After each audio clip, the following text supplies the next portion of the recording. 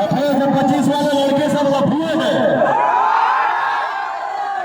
तो इनको बता दो, मैं बताऊंगी आप नहीं बताओगे।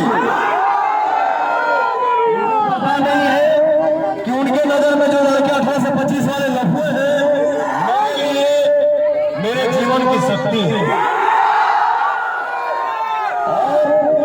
हिंदुस्तान में जब भी बदलाव लाना होता है तो हमारे नौजवान भाई ही आते हैं। तो सिर्फ शाहबाद, मगध, बिहार, यूपी ही नहीं, हमारे हिंदुस्तान की शक्ति है ये 18 से 25 वाले लड़के।